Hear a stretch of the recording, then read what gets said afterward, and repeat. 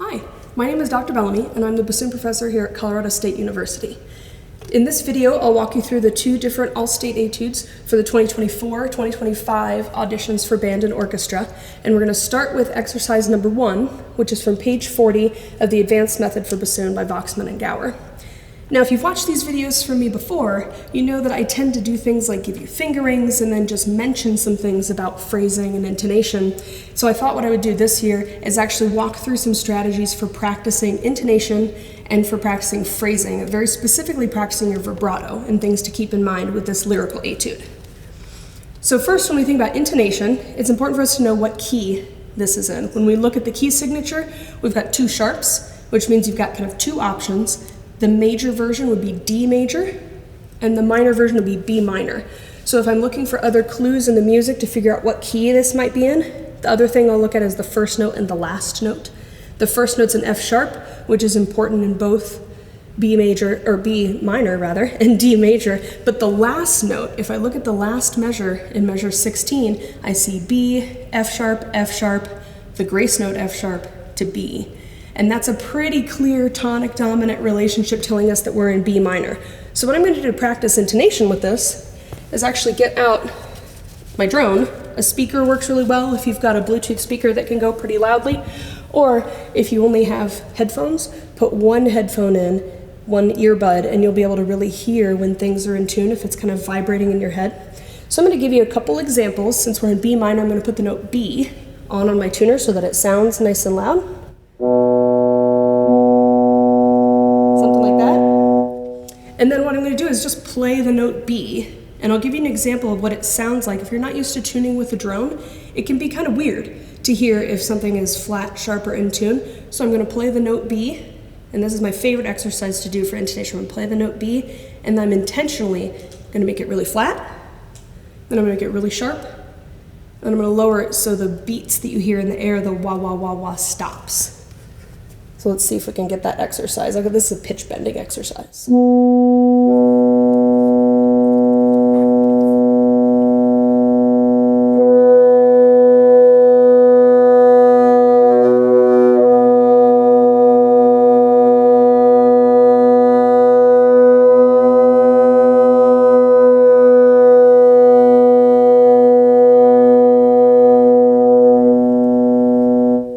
And you notice sometimes when we try to make a note flatter, which might happen to you in this etude, is that sometimes that bottom octave really wants to pop out. So if you find that happening and you're practicing, feel free to write me directly. I can give you some tips about fingering that normally I'd put in some of these videos. But did you hear how when I lowered, you could probably see some adjustments I was making to lower the pitch. We had some wide waves in the sound. And then when it got sharp, it was actually really easy to hear that there was a really sharp kind of pinching vibration in the sound that wasn't a musical vibrato. It was actually the sound of the note being out of tune. So I would play this etude with that drone B happening and listen first for the Bs and then next for the F sharps, just as two notes to kind of focus on, and see if you can hit all of those notes without that vibration in the sound. So I'm going to play an example of just these first four measures. One where it tends to be really sharp. So I'm intentionally going to play a little bit sharp so you can hear what that sounds like with the Bs and the F sharps. I'm going to play it again with a slightly lower pitch center so you can hear what it sounds like when it's more in tune. So here's my note B. Here's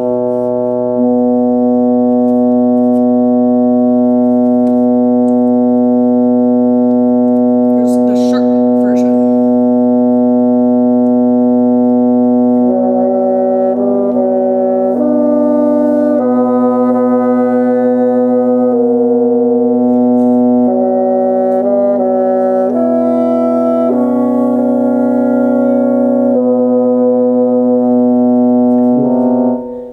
What you can hear at the very end there when I land on that last B is it just doesn't quite match what's coming out of the speaker.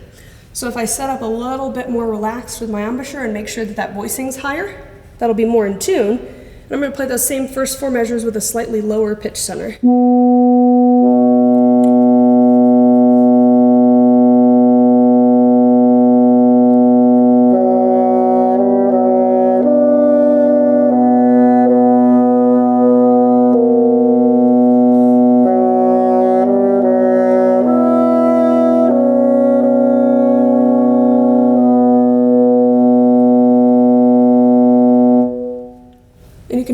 difference in the pitch, and then I memorize what that feels like in my face, so when I play it without the drone, it's much more likely that I'm going to play in tune. Now, the second thing that I recommend for this etude is to be really specific about where you're using your vibrato. And the main thing to remember for us as bassoonists with vibrato is that we can use vibrato intentionally as a tool. It doesn't have to always be there. And when we use vibrato, what it does is adds energy to the sound. And so when we want to add vibrato where we want energy to be added to the phrase, not just necessarily where the notes are longest. So I'll play those first 4 measures again with 2 different examples of vibrato.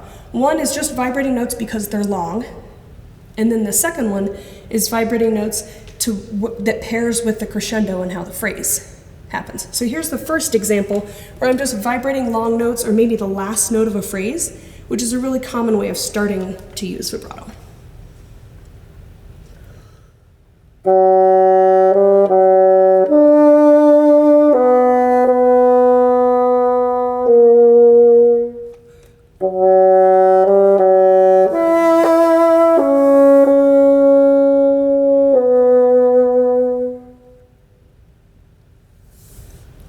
So those first 2 measures, I vibrated on the D and then on the A sharp, which is a really common thing that I hear in these auditions, and a really common thing I hear with student bassoonists is adding vibrato to the notes just at the end of a phrase, probably when we think about it. But if we look at how that phrase works, the notes that I actually really want to vibrate are probably the D, but definitely the B natural instead of the A sharp, so that we can get that leaning feeling on that on beat, that downbeat non-chord tone. So if you listen this time, you hear me add vibrato, the F sharp into the D in measure 1, and the B natural tapering away in measure 2. And then the same structure in measures 3 and 4, the F sharp leading to the E, and then the C sharp and not on the B. And listen to how that changes the phrase.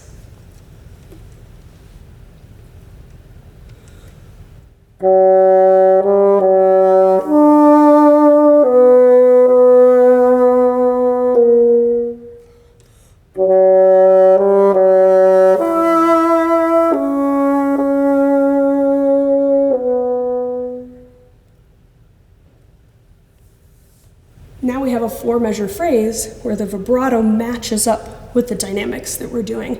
And it can make a big difference, as you'll hear in the run-through of this, in some of the bigger moments, like in measure 6, definitely vibrate that G. In a few measures later, where you see the printed piano, the leap into tenor clef, making sure that you continue the crescendo from the A up to the F sharp with vibrato. And then maybe I'm not going to vibrate some places like the very last B natural where the phrase is naturally tapering away. So please take a listen to this run through of the etude. Feel free to reach out to me with any questions, and best of luck.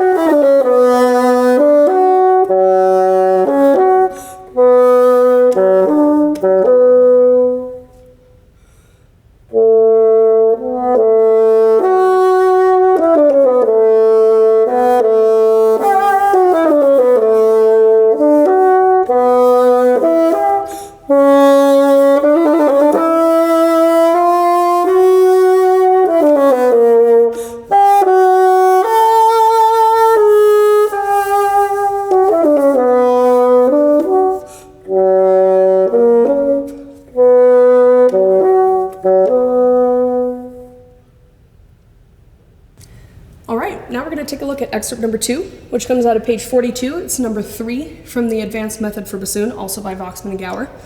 And this one is an interesting etude. I'm going to assume moving forward as we kind of talk about how to approach this etude, that you're already really comfortable using the thumb keys that are just sort of north of the whisper key. So if you may have 4 or 5 on this side of your instrument.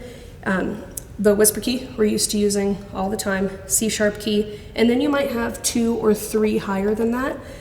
We use them for the extreme upper register, A, B flat, B, C, and beyond. If you are not used to using these for a technique called venting or for flicking, then please reach out to me. I'm happy to walk you through that process. They can be used in this etude, and if you watch my thumb really closely, you'll see me push down and hold some of these keys to help the notes speak if they're A, B natural, C on top of the staff.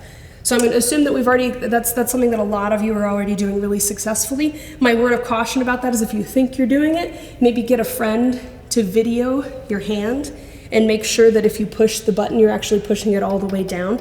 Sometimes we do what I call ghost flicking, where you just move your thumb and it doesn't actually push the key down. But that's the main fingering thing with this etude. But what I'd like to walk you through in terms of some strategies for it, a couple different things. One that has to do with flow of the etude, because 138 Allegro Moderato is not a super fast tempo. It's also not a super slow tempo. And it's hard to kind of figure out a tempo that works really well, an approach to tempo. So we're going to look at one way of thinking of this tempo in meter, maybe a little differently than you are now. And then the second thing that I'd like to show you with this is a quick strategy for breathing. If you feel like I am, as you play through this etude, sometimes our air gets backed up when we play staccato on bassoon. You take a big full breath and then you play a short note on an instrument that's really highly resistant, and your brain starts to get fuzzy as the air backs up inside your head. And so if you start to get a little lightheaded or feel like you're running out of breath between measures 9 and 16, I'm going to give you a couple breathing strategies that might be helpful for that. So number one, the flow element has to do with the tempo. And I've got my speaker up here again. I'm sure you're all used to working with a metronome. But if we set this to 138, here's what that sounds like. And if I play the beginning of this at 138, thinking very solidly in fast 4, listen to kind of what the musical effect of that is. So I'm trying to figure out if I can find a way to make this piece sound light and like it has forward motion and not too kind of heavy and vertical. So here's what it sounds like if I think in 4 at 138.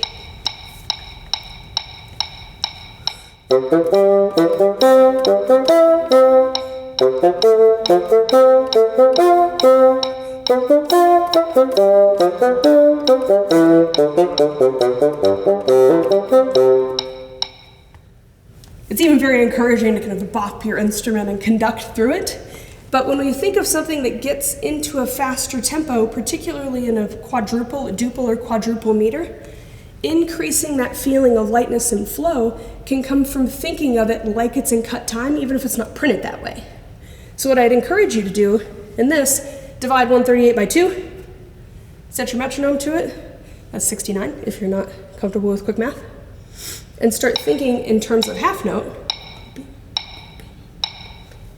Listen to what that same phrase sounds like if I think of it in 2 at 69 instead of in 4 at 138.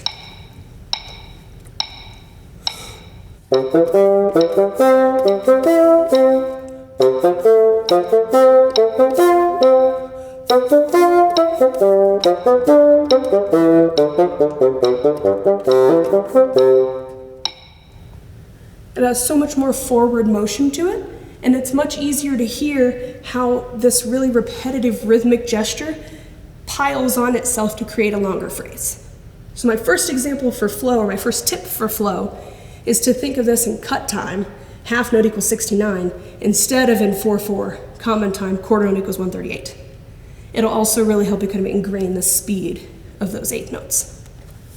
All right, my second tip for this, I told you I was going to try to help you with your breathing, has to do with how we're inhaling. So you notice at the very beginning, especially if we're thinking in cut time, you'll see me take a half note size breath. Ta ta ta, ta ta ta. When I get to measure 6, 7, 8, that C major arpeggio, and then you've got a staccato quarter note on beat 3, there's only one quarter note to take a breath, and it has to last you all the way to end of measure 16.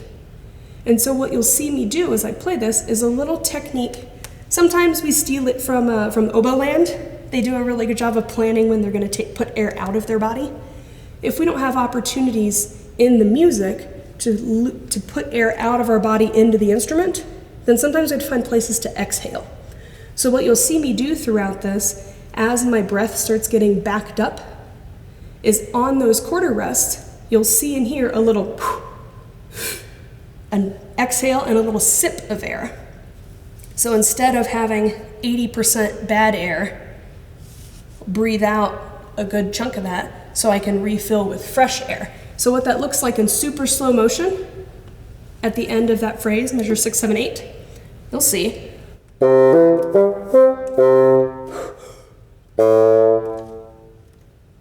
Let me try that again. I'm gonna play a B this time. The next note's a B. You'll play a B too. B, da, da, da, da, out, in. So your breath speed is actually the speed of an eighth note, exhaling for an eighth note, inhaling for one more eighth note.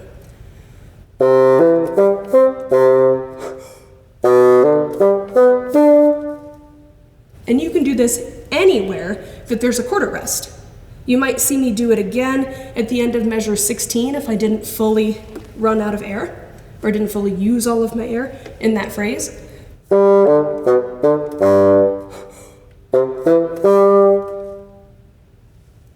Another good place that you might see this happen, 22, 23, 24, looks just like measure 8.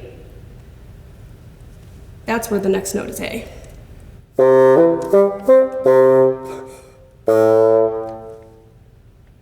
So to practice this, I would actually set up your metronome at the tempo that you're going to play and practice that breathing process in isolation. So you get a really quick exhale, inhale right on what's printed as beat 4 in the measure.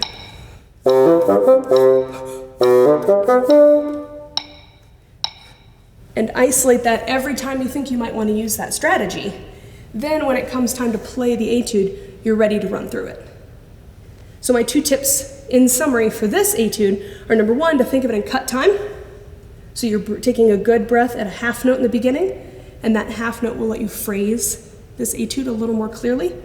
And the second tip is when you get to these quarter note breaths, if you're starting to feel like you're a little fuzzy-headed or you're doubting if you're going to make it, feel a little bit out of breath, use an exhale and an inhale very quickly to sort of top off your gas tank so that you have enough to get to the next rest. So best of luck preparing this etude, and if you have any questions again about these thumb keys, or if you have notes that are really cracking or not wanting to speak really clearly, please feel free to reach out to me, and I'm happy to meet up for a little Zoom lesson and we can talk about some fingerings that are special for this etude. But I hope you enjoy the performance, and I'll hear you at your audition.